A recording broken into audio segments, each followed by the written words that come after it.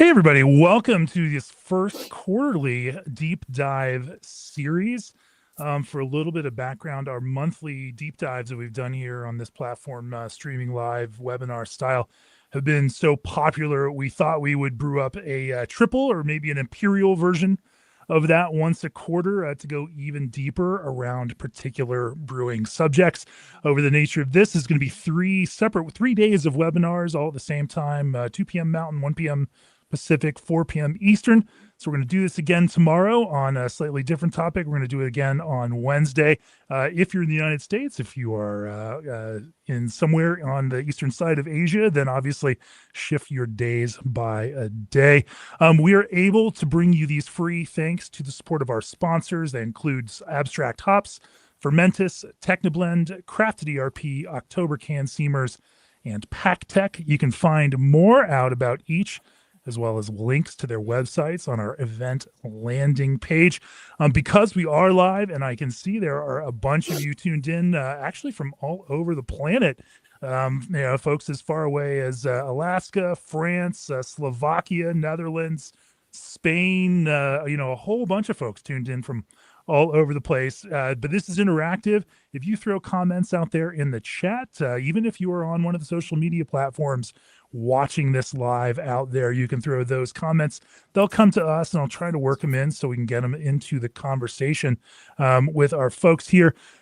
And then, before we start, I also want to say that this, and over the next 3 days, this is not a recipe for what you should do.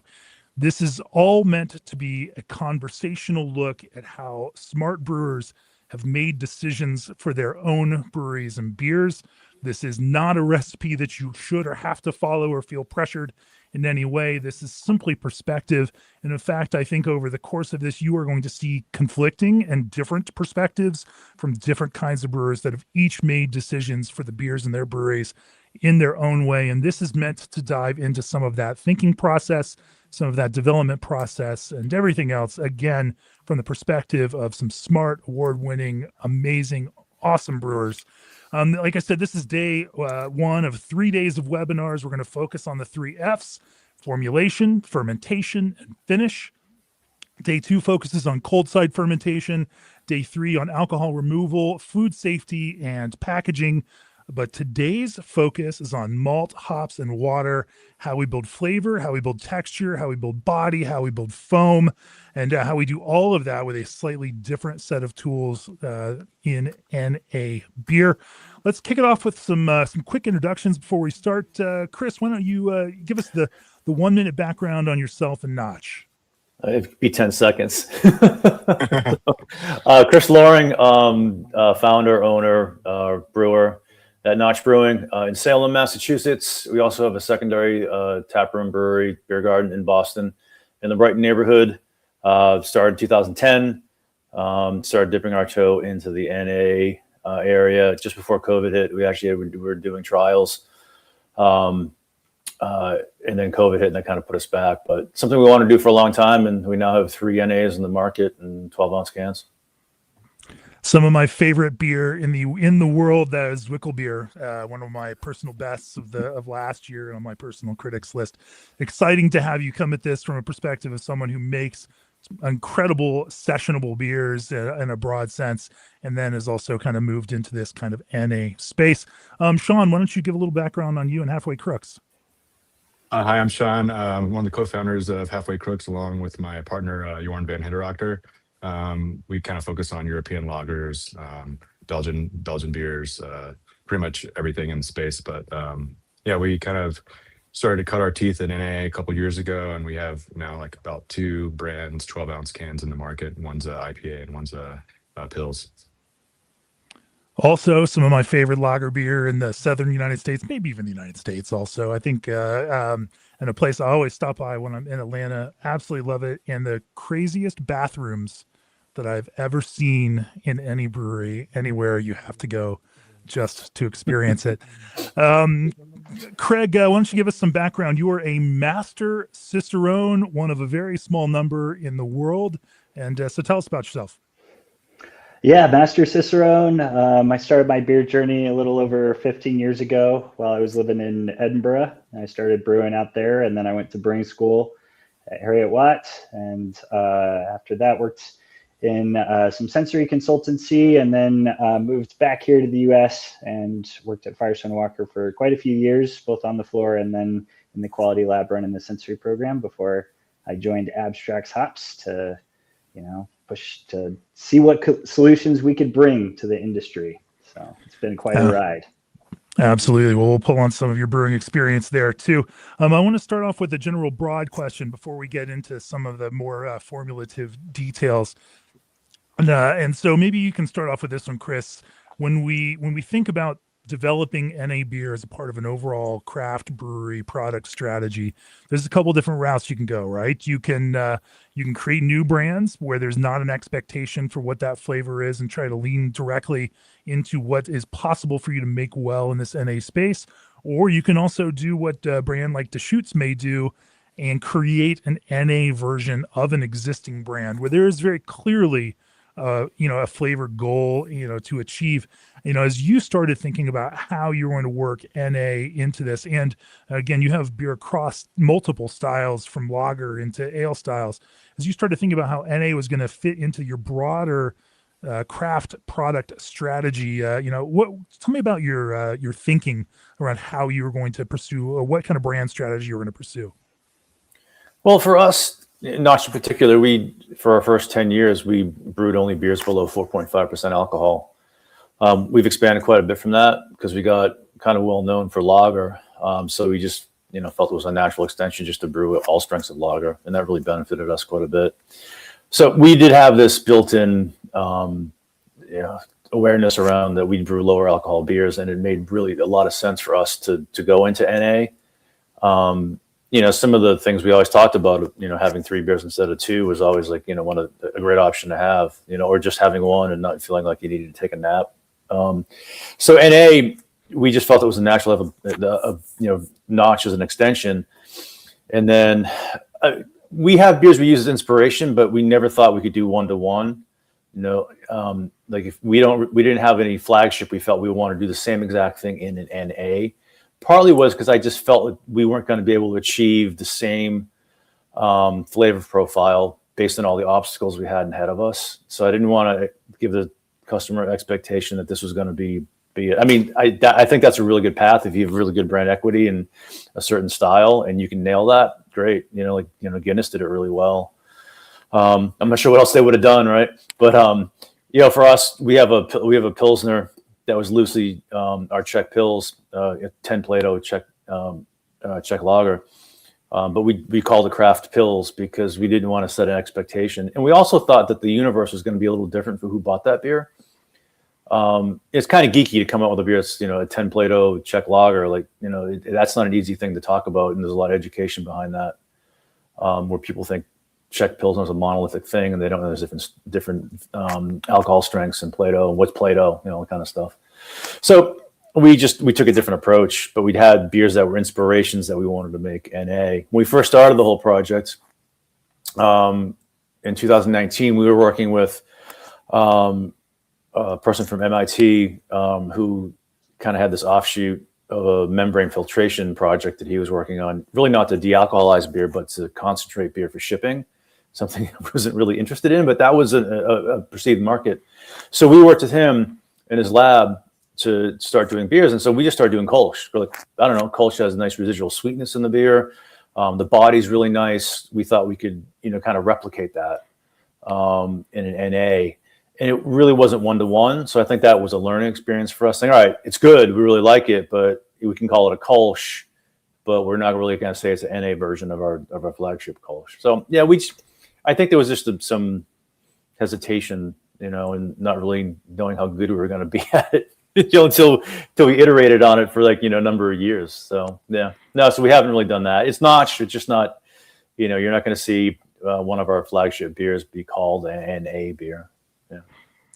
You used craft in front of the word pills just as a nod to the kind of consumer expectations, making sure that people didn't just expect, get this beer and want it to be a completely minimalist kind of NA mass-produced Pilsner. Yeah, it's not a Heineken 0.0, right? It's something that has flavor in it and has a hop character and a bitterness and a malt character. And our NAs go places our alcoholic beer just doesn't go, in terms of geography or channels. It just, one of the things about selling NA is like all of a sudden you're not restricted from all the alcohol, BS that we got to deal with and wholesaler arrangements and state line shipping and all this other kind of stuff. It's a free world out there. And so our NA goes to spots. People have no idea who Notch is from our alcohol, I don't even know how to refer to beers with alcohol now. It's like you go to brew NA beer, like, well, how do we talk about our beer, right?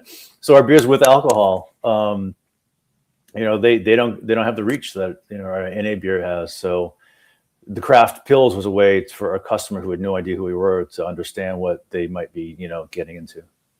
Yeah, we can't really call them alcoholic beers. That phrase just doesn't work. I'm taking suggestions. Yeah. If you've got suggestions, throw them in the comments by all means. I came across your NA beers through ads on Untapped, just checking things in, and you're using that even as a kind of a marketing strategy because obviously you've got beer drinkers who may be interested in craft and you can kind of target. And just thought it was kind of an interesting way to think about growing a brand outside of your home market and thinking about all of those places that you could do it. Super cool. Shawn, as you guys were thinking about how to develop a Halfway Crooks NA brand, talk about your thought process on that and how you decided to pursue it. Yeah, so in Atlanta, we're like really big cyclists. We're into the cycling scene here, quite heavily. We have a beer garden that a lot of cyclists meet up at, and we try to cultivate that relationship with them and that community.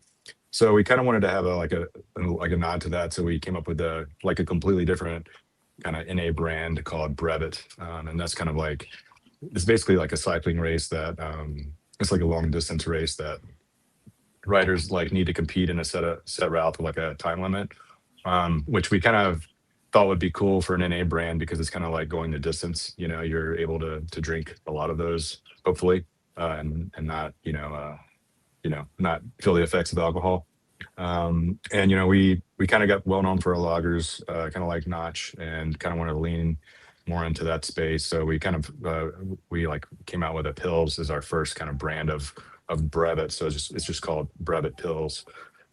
We kept Halfway Crooks on there because we wanted people to know, obviously, that that's coming from us. But we really wanted to differentiate that brand from our other beers. So yeah, we just didn't, we didn't have a lot of, in our market, we didn't see a lot of NA kind of beers that kind of trended towards the experience you get with a pale lager. So we decided let's shoot for that first. And it was actually proved to be quite difficult for us at first. Like our first kind of trials weren't that great, and it took us about a year to really dial in kind of the profile we were looking for. We're going to talk about those failures, and I can't wait to, because that's one of the best things for help us all learn from.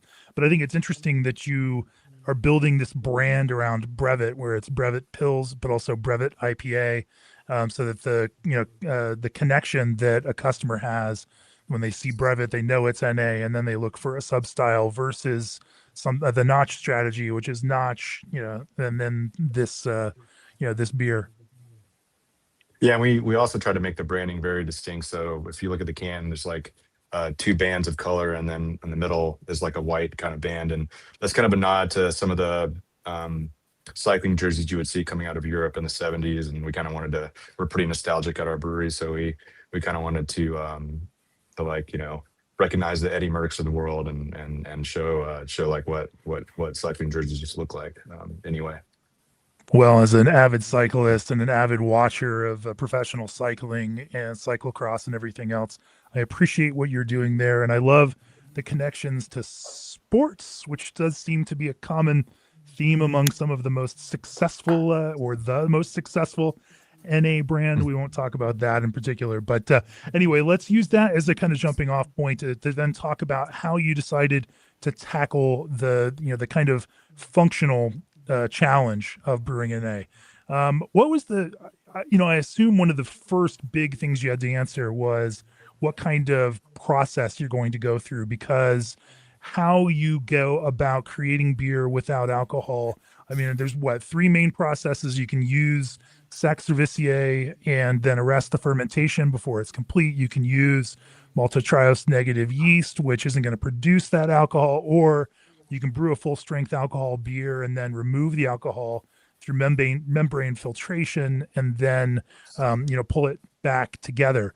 So and each one of those kinds of processes will impact how you then design a recipe out.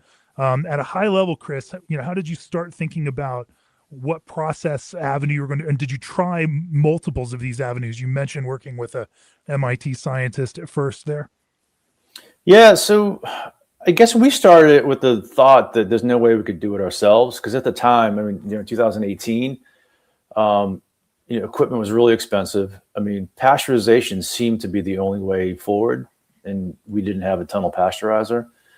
So, we were kind of restricted by what we didn't know. And so for us, financial decision was made that we would use someone else's equipment, which included a tunnel pasteurizer. So at first we were doing these trials that were, membrane filtration. And that's kind of what we've stayed on that path. We do arrested fermentation on a couple, but for our lagers, we've been doing membrane filtration. And I've been really happy with that. The person we were working with at MIT, his business was sold right after COVID. I think some other circumstances came up for that company. So we had to move. And so we went to SBT, Sustainable Beverage Technology, out of Colorado, and started working with them because they had a very similar process. And I really liked the results of the membrane filtration. And again, there was a lot I didn't know about the different options, especially arrested fermentation. So we just chose that path. And we've been doing that for our pills. We also have an amber lager or Vienna style, and then a Czech black lager coming out as well sometime later this year. But we also do a straight up hazy IPA, which is an arrested fermentation, which I kind of like the results of that better than the membrane filtration. And for again, this was just kind of through happenstance as you're going through this process, just trying to figure out what was available to us in terms of technology, who we could partner with to get this done, and so that we could also have control and achieve the results we want with the recipes we had, to try to make sure they were unique and not just an off-the-shelf solution. Because I think that's happening a bit right now, where a brewer can go out and just select something that's kind of a la carte and throw their name on it, and that's definitely not our path. So the technology was kind of established early for us in terms of where we're going to go, and that kind of made the decisions we wouldn't do it in-house because we didn't have a spare $500,000 lying around for a concept we weren't sure was going to work. So that's how we landed on that. If we had started later, we might have, I think arrested fermentation, which Shawn can speak to, would have been a path that might have been something we could iterate on and have control of in our own facility, but we were already too far down the path of what we're doing to consider that. No, and that's common. We've got, over the course of these 3 days, we have brewers that are working in all of those modes, brewers that are working with co-packers. But obviously, the thing that makes it craft is your involvement in the product itself. And that's why we're having this conversation. In fact, both of you all have worked in both of those ways. But I think it's interesting what you say here, Chris, that it's not like you chose a method. You are choosing the right method for different beer styles based on what is going to make that beer style the best. And sometimes it's sometimes it's filtration, sometimes, it's fermentation driven. And there are actually other brewers we'll talk to tomorrow that are doing the same kind of thing. And we'll talk about that in the scope of fermentation. But I just think that that's interesting to note. Shawn, as you all made some decisions, how did you then choose to go down that road? You started also making it in-house, and so that may have impacted some of the process decisions. Yeah, we first made it in-house, and we were using like a maltose negative strain. The first time we used this specific strain, it requires like circulation and a constant contact on the yeast, and that just really didn't yield very good results for us. So we kind of switched over to more of a dry yeast product that has worked out very well for us. And what we've done is we kind of arrest the fermentation with temperature, and then we use a kind of like a preservative to maintain the microbial stability of the beer, with a chitosan product called Kyber. So that's the kind of route we took, and by doing that, you have to send the cans out to a lab and get a count back and make sure that everything's stable, and especially kind of testing for other bacteria, mold, you name it, in the beer to make sure it's stable, because it's definitely like kind of more of like a food product at that stage, and you want to make sure that it's safe for people to consume. So like in-house, that's kind of why we kind of chose to do that. And then we started using a contract partner, in which we started to filter the beer even more to make sure we were removing as much as we could before applying that preservative to the beer, which has proved to make the beers way better that way, we think, too.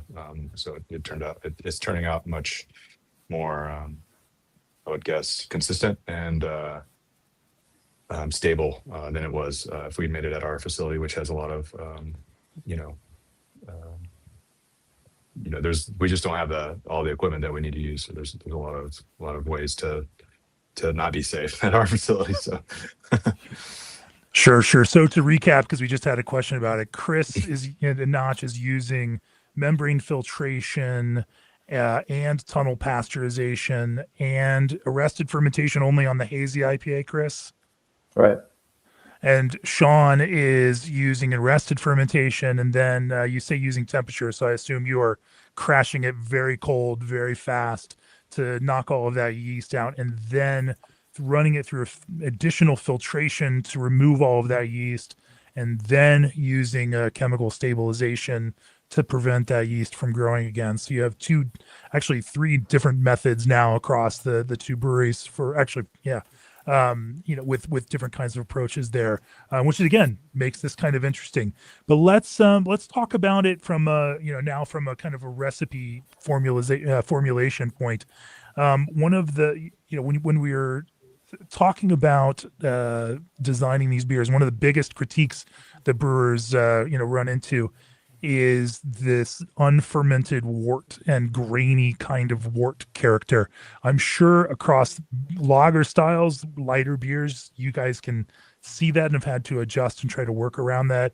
I imagine in some of the more like bigger flavored hop driven things like hazy IPA, that might not be quite as big of an issue. But Chris, maybe you can speak to that in your developmental process.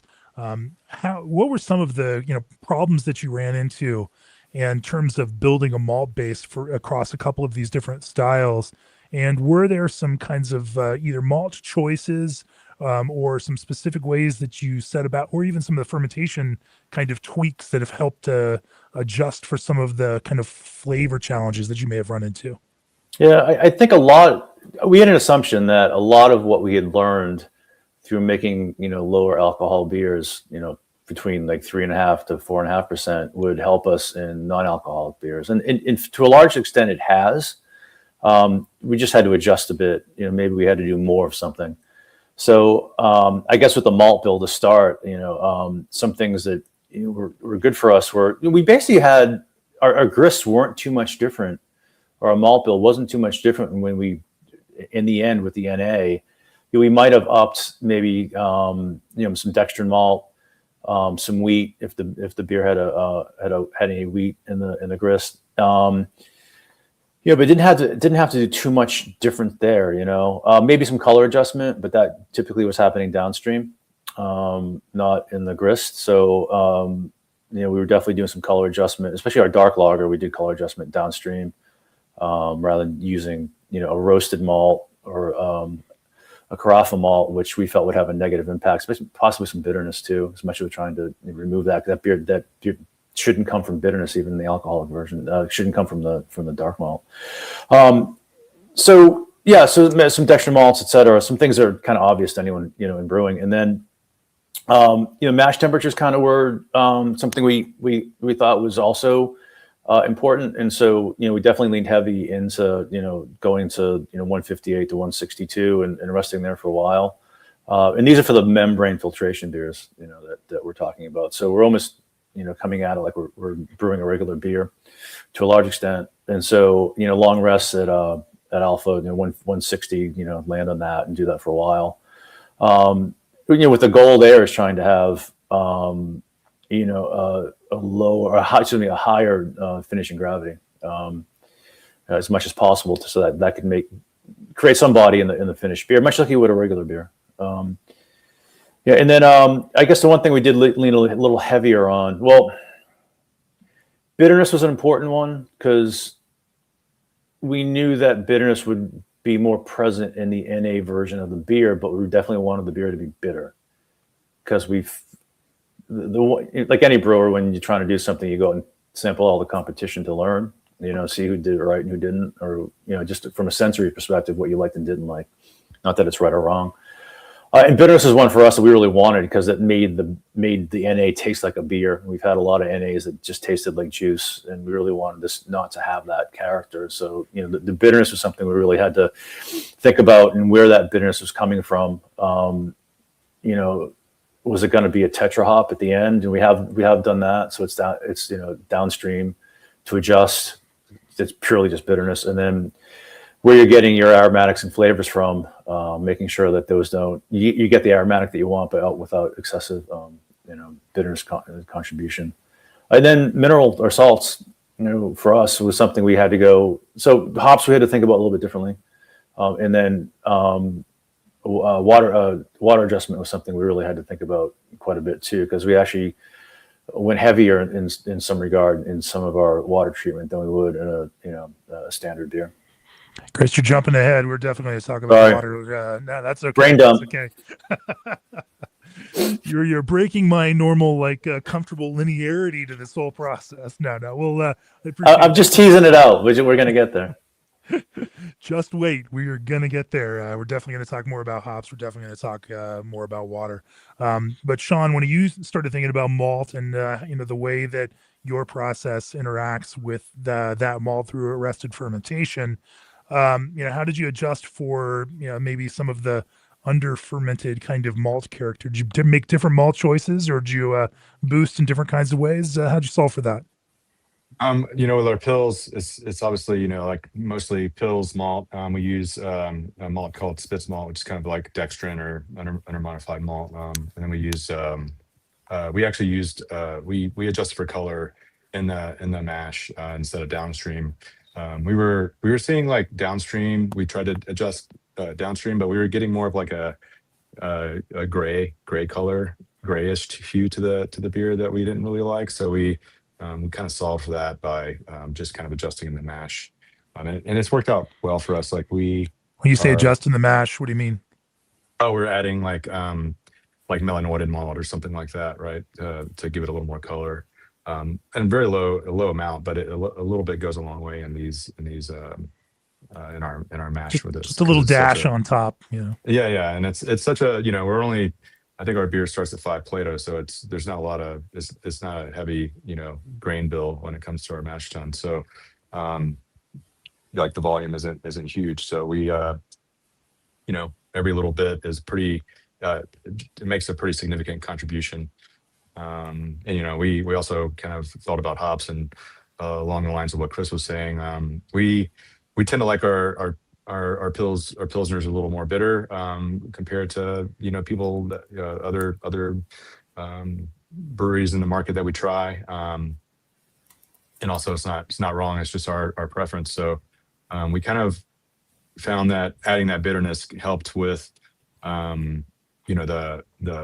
the perception of body in the beer, or the perception of substance in the beer. Like it's not like you're not, hopefully, it's an NA beer, but it doesn't taste, like a typical NA beer. It's got some depth to it, and our hop bill for our pills is very layered throughout the boil too, to kind of help with to add to complexity of the product. We're going to talk about hops in a minute, but like Chris, are you mashing hot in order to create less, because you want to create more body, but you also don't want to do it through sweetness, right? Like the goal is not to have this be sugary. The goal is to have it have some of that weight, but usually that kind of unfermentable, dextrinous kind of malt character. Yeah, we're resting around like 73C, just to make sure there's no simple sugars in there. So we try to make a small taste rest, I guess, at 73C for us. And then are there any other additional malts that you've worked into even something like Pilsner in order to kind of create more perception of body in it?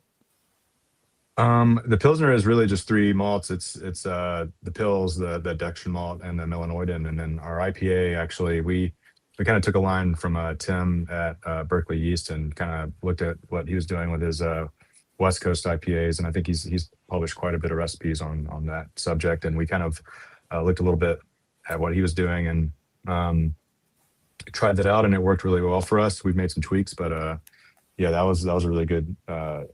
Those are some really good malt builds, and ours is kind of like for our IPA, like we have, I would say, we have 4 different malts. So we're using Pilsner, wheat, Spitz, and melanoidin to give it a little more. To give us some color and a little more body. Sure. Well, let's talk about hops now for real, Chris. And you mentioned bitterness as being a key thing, and I think this is probably going to become the like overarching theme for this for today's session. That not shying away from flavor is probably the most successful way to make a craft NA beer. That we're never going to, in a craft perspective, compete with the lower cost, hyper minimalist, nothing NA beers from some of the biggest producers. And so rather than trying to compete in that space, embracing flavor becomes this kind of broader way. Sorry to steal your thunder here, Craig, because I know that you've got a great talking point around that. But Chris, so bitterness, but even creating an amped up bitterness was important for you. As you started thinking about this, even with no alcohol, you still got this relatively significant body. And then when you start thinking about bitterness, even with the NA space, how much bitterness was enough? And is there a way that you sculpted the quality of that bitterness so that it complemented each of the beer styles that you were developing in? So the bitterness was something that we felt was really important, and we had to take this. We had to understand who our consumer was going to be, and then how do we want to present the beer to them. We wanted a consumer that wanted beer, not something that was just like an alt beverage or something like that. Just didn't really taste like beer. I mean, there's a lot of hazy NA IPAs on the market that taste like juice, right? And they're good, but to me, they lack a component. You lose the alcohol, which is a sensory component that you lose, and then how do you substitute, that? And one of the ways I think to remind people that it's a beer is to have bitterness. Some of the trends in beer, over the last 10 years has moved away from bitterness, but I think that's something we wanted to go back to because it is just kind of this hallmark of beer is like that bitter component. So, knowing that, we just wanted to approach it in a way that was still pleasant. It wasn't an aspirin-y bitterness. It wasn't an unpleasant bitterness. It was something that had flavor and then aromatic as well. So we did some downstream stuff, but that was really once we realized we didn't do enough. There was a couple times where we just made juice, and we're like, all right, we gotta adjust this.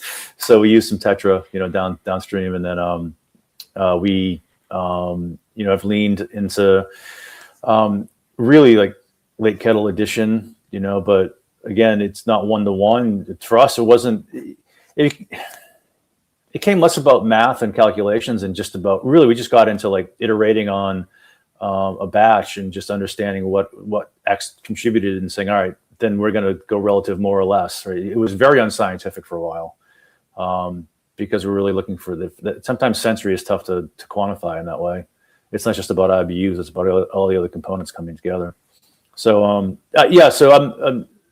I think for us, we wanted a bitterness that was pleasant but also balanced, and probably a little more than we would have in a beer, where the alcohol really gives it a component that is missing in an NA.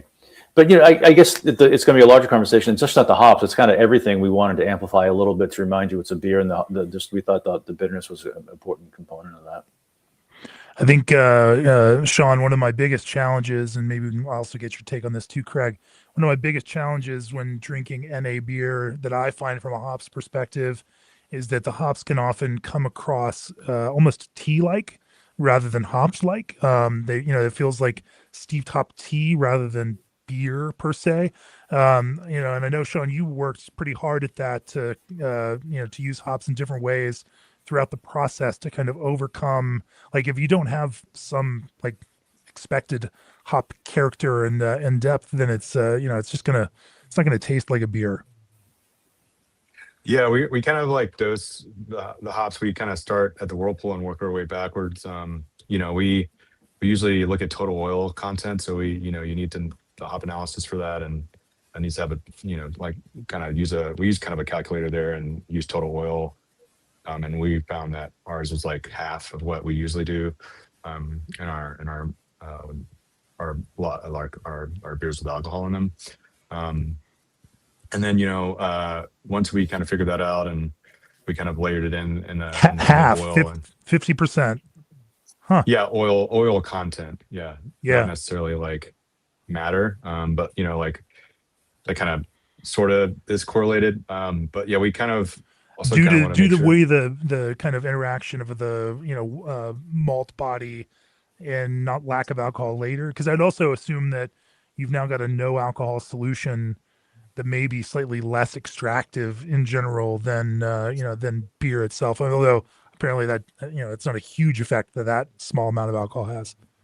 Yeah, I mean, this is in the whirlpool, so we're not, like I guess I didn't really think about it in the way of like alcohol extraction of the oil, like it was we're separating that we're separating the hopefully the you're right, from it's all happening from the hops to so but basically we kind of started there and then kind of layered the hops mid boil, and then I've adjusted the bitterness at the early addition. And you kind of need to reach a limit and then work your way backwards, I think, and that's where the iterations come into play. You're gonna have some misses, I think, or you're gonna see the way the recipe of the hops kind of affect the final product. And so we just kind of adjusted that to our taste. But it's something I did like we noticed in particular is the amount of total oil in our calculations was half than it usually was. So that was kind of an interesting finding, and kind of it makes sense. This is a very American craft brewer approach. Let's see where the limit is. Let's go right to the edge of it and let's step over it, and then we can bring it back to figure out where we need to be. Is there something to the kinds of hops, or are you simply selecting hops that fit the specific style? Are you deliberately using lower oil hops, or even higher oil hops, but just at a lower total oil concentration in order, are you manipulating it in some way there to adjust how much green matter comes into contact with the beer? Yeah, that's a good question. So we're using hops that are the newer varieties coming out of Germany that have like a higher oil content. So they're all above like 1.2, 1.3. And we kind of figured let's use that to, in case there's some kind of body component to oil in the content in the beer, but also that does decrease the vegetal matter if the oil content of that hop is higher and you're trying to reach a certain threshold of total oil in the whirlpool. So that's an answer to Francisco's question there. It is not about using lower oil hops. It's actually using higher oil hops with less of them and managing the lower total oil content between them in order to kind of keep that vegetative load lower. Craig, from your standpoint, working with other customers that are making NA beers, what are some of the hop strategies, popular hop strategies that you see folks using, and how does how's that work? From what you've seen. Yeah, I mean, everybody has their own method. If there's one thing I've learned about in the brewing industry is there are many right ways to make a beer or a non-alc beer, but or there's no right way, but many wrong ways to do it. So everybody you speak to is going to come up with different theories. But I think the overarching theme, especially, and actually not just with hops, but just understanding the basic mechanics behind some of these flavor developments that we've previously taken for granted within the brewing process. You know, when you look at hops for generations, you know, we have two types of hops, and one of them have one side, they've been bred to be used hot side, and in the flavors that those produce, those are very reliant on biotransformative elements of the yeast.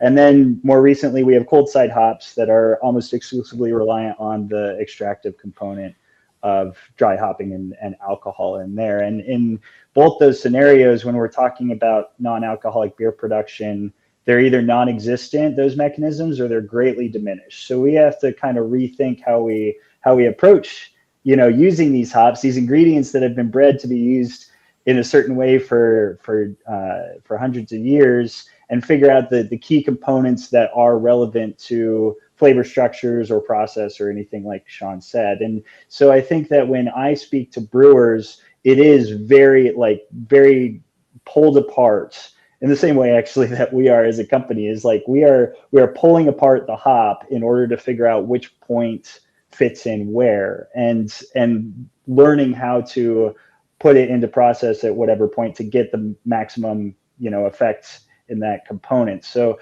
I think that most of the brewers that I speak with do use some amount of vegetal hop matter for the reasons that you typically use them in regular beer brewing, but they're using them at different points in the process or with different kind of like approaches to it, like Shawn said, to do mainly less with aroma and more with tactile and bitterness components, and even some colloidal stability. And then you have to figure out the secondary component of the hop charge, which is the aromatics, and how you're going to push that forward, either with hop ingredients or with other ingredients. And I think that nowadays we are in a space where the stigma has been removed, and there are so many new ways of pushing flavor anymore, coming from yeast, coming from hops, coming from natural flavors.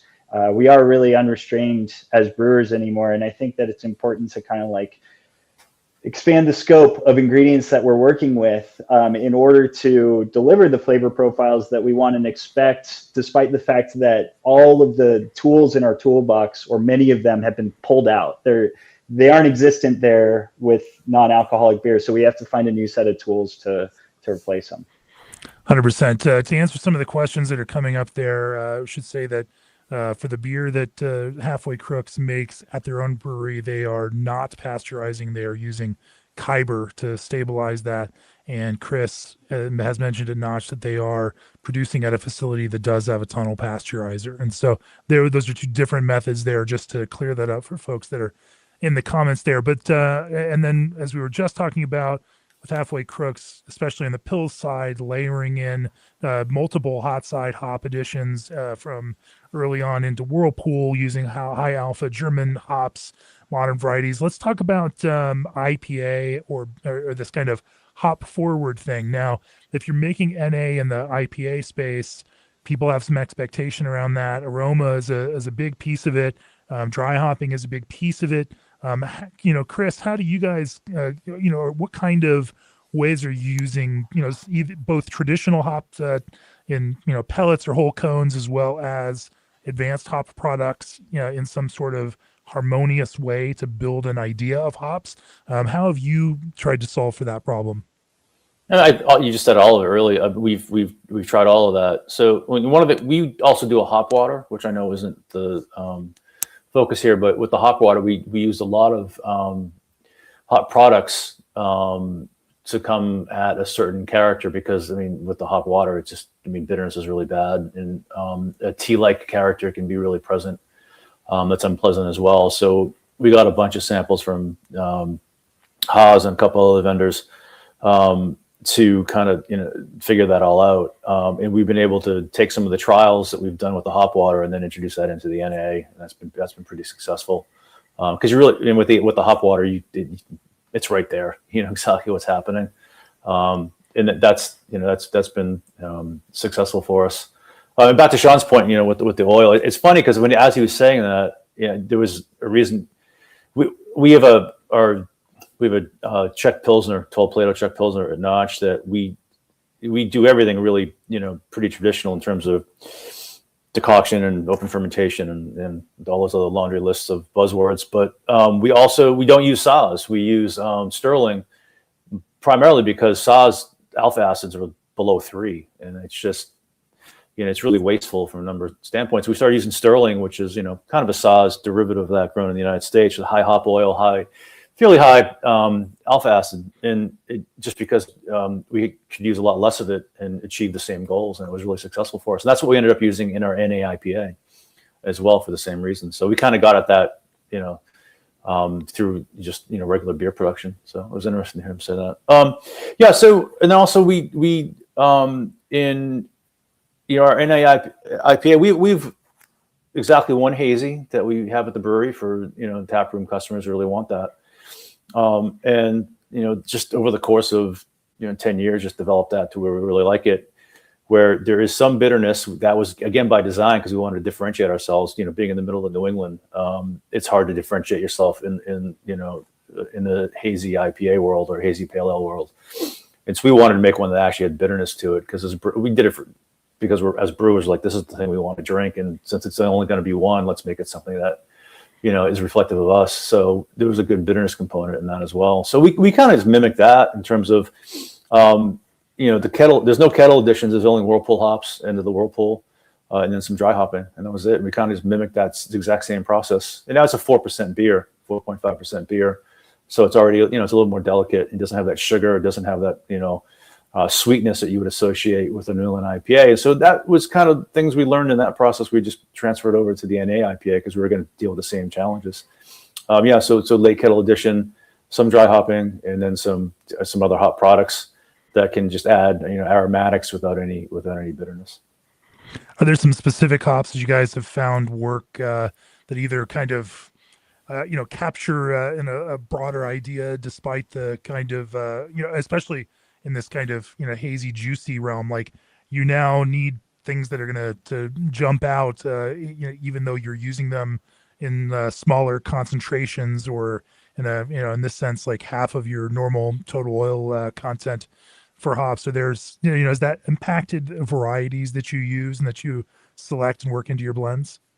Yes and no. I mean, there was an expected one. We use Citra, which isn't very exciting to hear that, but it's tried and true for a reason. At least you're honest. Yeah. But we also landed on there's a Czech hop called Kazbek, Kazbek. I'm not sure I'm pronouncing it correctly. My Czech isn't good.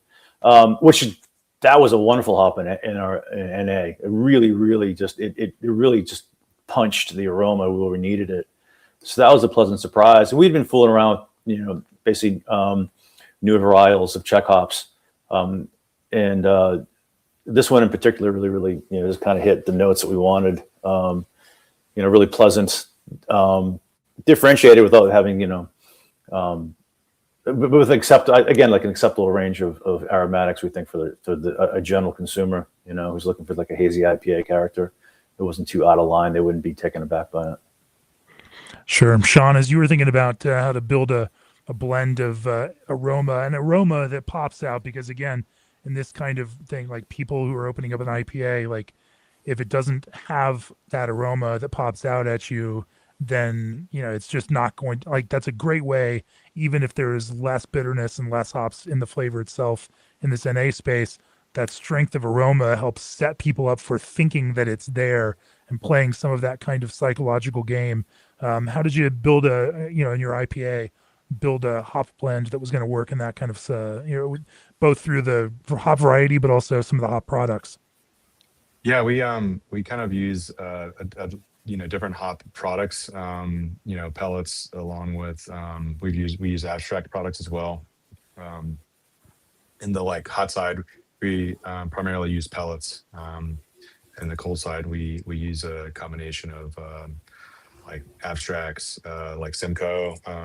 We use Mosaic pellets.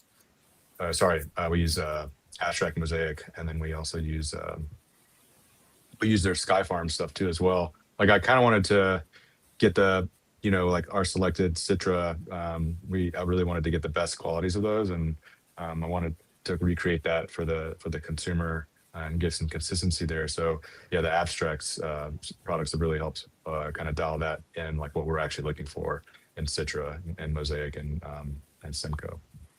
Wait, so you're saying you use some of the hop derived and natural derived fruit flavors in order to kind of high point some of the fruit notes that you would potentially get from hops in the cold side? Correct, and a little goes a long way, I've found. So it's really helped kind of, and we've also blended those and had kind of benchtop trials on like which way to go with those. And we've only made 2 batches of our NAIPA, but we've been very happy with the aroma of those batches. And definitely, when you open the can, you smell what I'm hoping people smell when they have our actual alcoholic products made with the Citra that we selected.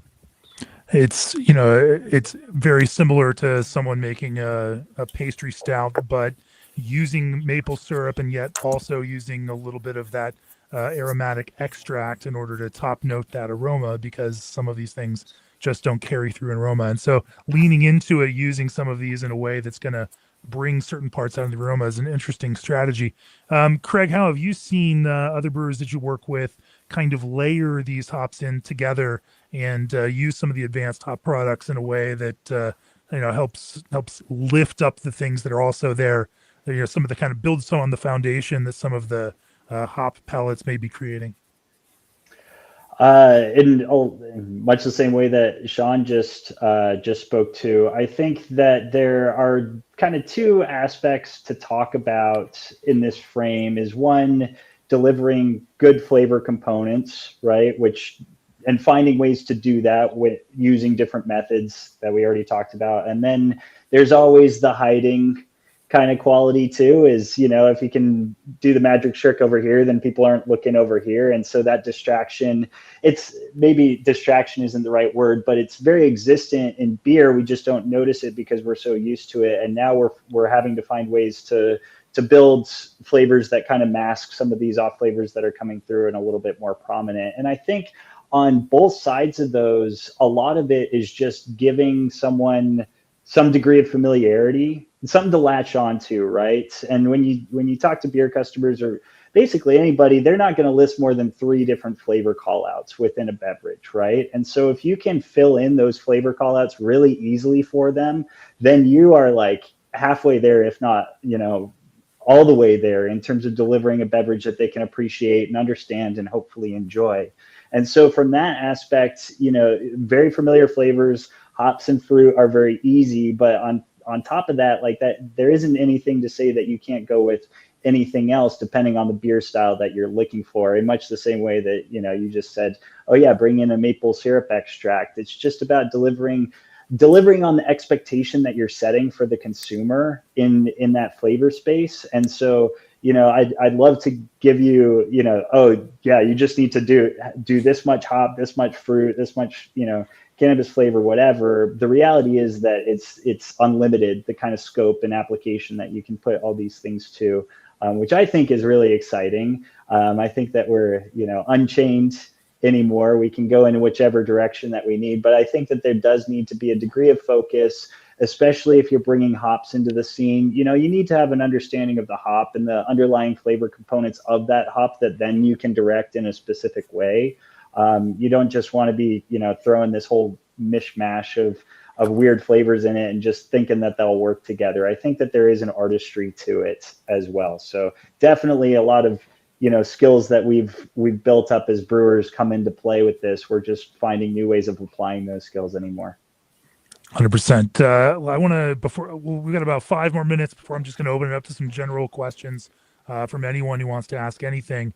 But one of the things that has definitely been on our list to talk about is water and acidity/pH. I think both of those in the scope of NA beer are incredibly important. Chris, why don't you talk about water and water chemistry a little bit and how this development process has both, has influenced the way that, how you may adjust water within the NA beer, for to hit specific goals? Yeah, I mean, so we definitely have been using, water chemistry, to our advantage, especially calcium chloride for palate fullness. I've always been a big fan of particularly ales, whether it be a New England style, West Coast IPA or British beer, of having, elevated mineral content for flavor profile.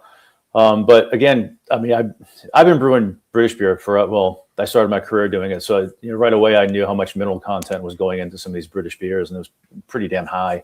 And a lot of that was because British beers are, typically lower ABV, and they get a good fullness from them, not only because they're on cask and that's great, but also because there's a good amount of mineral content. And a lot of the calcium chloride really benefits the beer. At levels that are kind of surprising sometimes.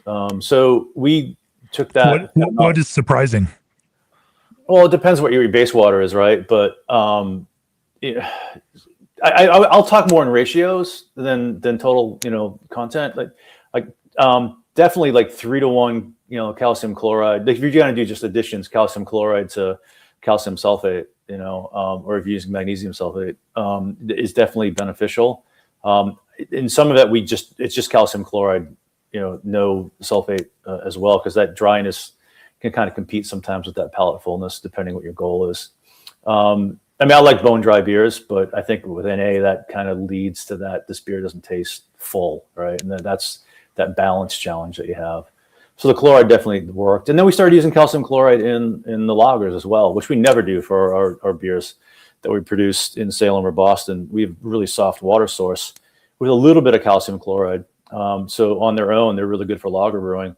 But for the NA lager, we started using calcium chloride as a way to kind of boost that palate fullness, and it's been successful for us. Again, sometimes it's I always talk in terms of ratios, but for the lager, we're just doing calcium chloride. That's it, straight up addition, and that's really helped. Shawn, for you guys, and with water chemistry, both in pills and in IPA, how has your approach to that maybe differed or built on what you would normally, adjust for water in those beers? I kind of like speak in like maybe I guess parts per million, but yeah, with ratios as far as the calcium, we calcium chloride, the sulfate, with our pills, I think we're trying to hit at least about 80 parts per million calcium, which is kind of high for pills for us. We're usually around like 56 or something like that. Our water's like really soft, so we're able to build it up pretty well. And chloride's usually like 2 to 1 or 3-to-1 to sulfate. So that's kind of one of the ways that we add body there. With the IPA, since we add wheat to that, so we kind of go a little less aggressive on the salt. So we're usually like a 2-to-1. We actually flip it. It's like 2-to-1 sulfate to chloride ratio, because we want that bitterness to come through a little more, given the hop aromas that we're using, the Abstrax hops or the Abstrax products, and also the different hop products we're using in the Whirlpool and the dry hops. So. Yeah, Chris, talk a little bit about pH. Obviously, in order to keep this in a safe zone in general, you need to be keeping pH low, just purely from a food safety standpoint. But that also kind of impacts the way that everything expresses in the beer. Talk about how you manage pH through the process. Yeah, so in the membrane filtration, it's pretty much it's a little bit lower than a standard beer, but not a lot. So in our pH ranges, we in basic brewing practices, the mash is like 5.2 to 5.4 for efficiencies. We tend to go on the lower end of that just for flavor development. We kind of like our beers to be a little more on the lower end of that. Some lager brewers don't like that, especially one brewery in the Czech Republic who doesn't acidify their mash at all. So, but that's just based upon preference, right? There's no right or wrongs with that. I definitely have a preference for beers that have been acidified. So, the final pH, after fermentation could be the membrane filtration. allows, we're doing full fermentation on a beer from, about the same starting gravity as a regular beer. There's going to be some differences, but so we're going to land around 4.2 ideally. I know by the book for some, NA, you want to be below 4.2 for stability. Our ales tend to be a little lower than that. But that's typically where we net out is, 4.2 or lower. Some of the beers we have in Salem or our Boston brewery, they'll be 4.2 to 4.4. But that difference is hard for the consumer to taste. But from like the pH perspective of NA, we like it to be 4.2 or lower. How about you, Shawn? How do you manage pH through this? Yeah, the mash is pretty much the same. I mean, I think we're mashing around 5.4 pH, and then once it gets in the kettle, we acidify down to 5, just for the hops and to not extract as much tannins. And we end up around. We try to get into the fermenter below 4.4, and then the fermentation occurs, and that usually gets it around 4.2. But we try to get it between 3.8 and 4.2 before going into the packaged product. Sure. Chuck here has a question to piggyback on the use of calcium salts. Would like to hear more about calcium oxalate or issues with CO2 breakout and nucleation. Had any issues around those? We have not, knock on wood. Yeah, same. All right. And then a question about mash length. Is there any difference to the time of mash on these or additional steps and likewise? Again, I have to preface by the membrane filtration beers. It's typically the same as we would do for a regular beer. If we're going to hit 160, I mean, just as practice, we go to 30 minutes. We can do iodine tests to make sure, but just through practice, we know that that's going to be sufficient on one rest. 30 minutes is plenty, typically in the malts that you use. Sure. Yeah, let's talk about the same. Let's talk about foam in a like that. This is it's an important component of beer. Do you do anything to preserve or maintain, or have you found that using things like wheat malt and others is just manages some of the potential foam issues for you? We haven't had an issue with foam. I haven't really thought about it until right now, but your 160 rest, at a certain length, the longer your 160 rest, or your basically alpha rest, the longer that is, the more positive of an impact that's going to have on foam and head retention. So that's already working in your favor. We haven't really had a lot of issues at all. Is it as good as beer? No, but it's certainly not. It's acceptable level. Sure. And then in terms of the kind of feeling of alcohol in the mouth, is there anything that you all are doing to help, kind of build that back up in the beer itself, or anything that you can talk about? Shawn, do you have any tricks or tips on that? Sorry, I was reading a question in the chat. Do you mind repeating the question? No, I was just gonna say, is there anything alcohol has a very specific mouth feeling, and without that, beer can have a hard time conveying. Is there anything that you do to try to build some of that alcohol feeling back into the beer? I wouldn't say I specifically target that. It's more of just kind of the whole process of trying to make the beer as full as it possibly can be, and within constraint. I don't want it to taste like, I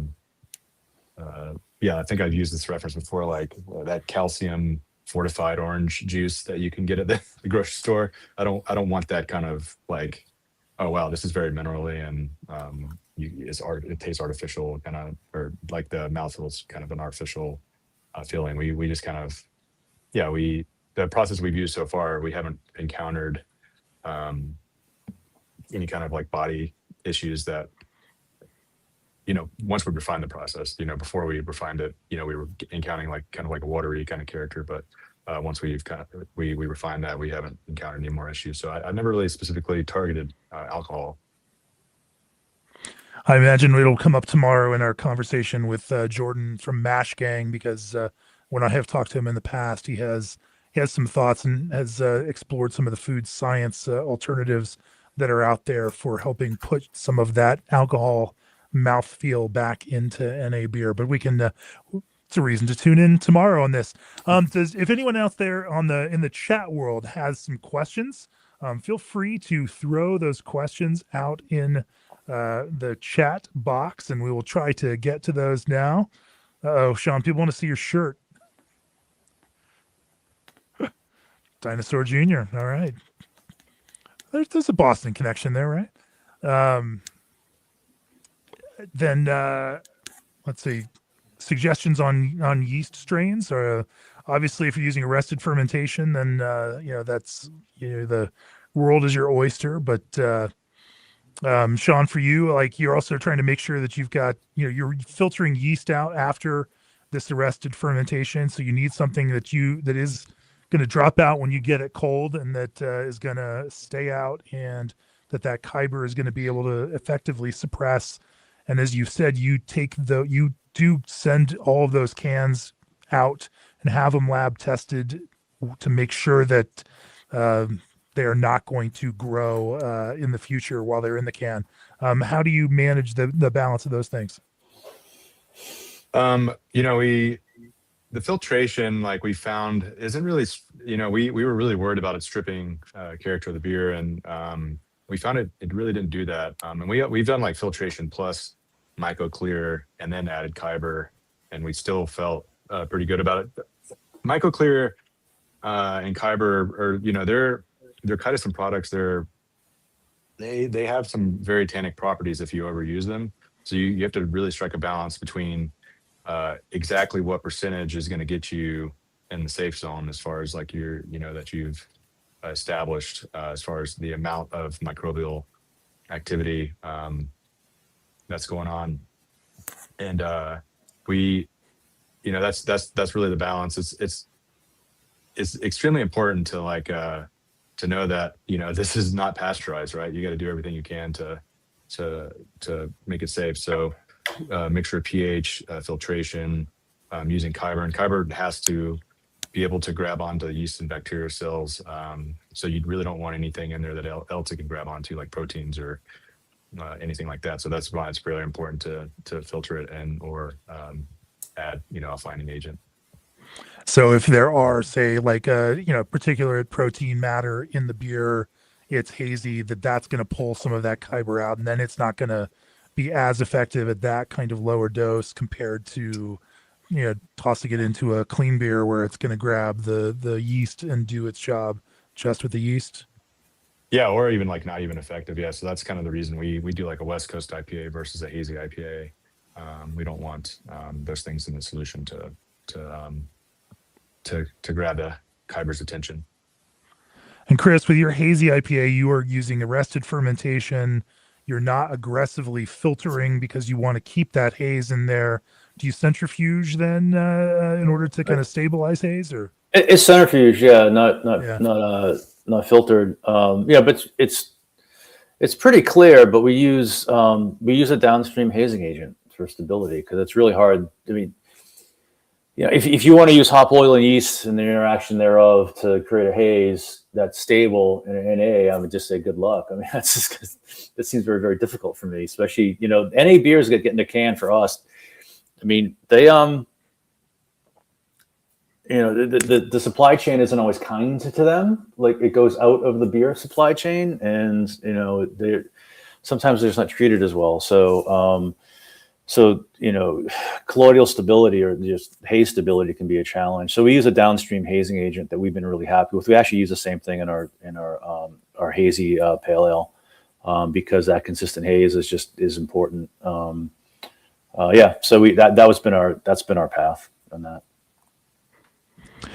All right. Well, we are at 70 minutes now. I really appreciate Craig, Shawn, Chris. Thank you guys for sharing your thoughts on producing non-alcoholic beer from a recipe and ingredients standpoint. Thanks to everybody who tuned in live and has been throwing questions out there into the chat. We don't have time to get to every single one of them, but we will be back tomorrow for a session that is purely focused on fermentation, where we are going to look at different yeast alternatives for everything from arrested fermentation to maltotriose negative yeast, and look at these different kind of pathways around fermentation and the different ways to kind of accomplish these goals. Super cool thing. We had over 550 people RSVP for this, so a lot of interest in this subject. Thank you all for tuning in. We'll be back tomorrow at the same exact time. Craig, Shawn, Chris, thank you guys so much. I really appreciate you talking with us. Cheers. Thanks. Thank you. Appreciate it. Cheers.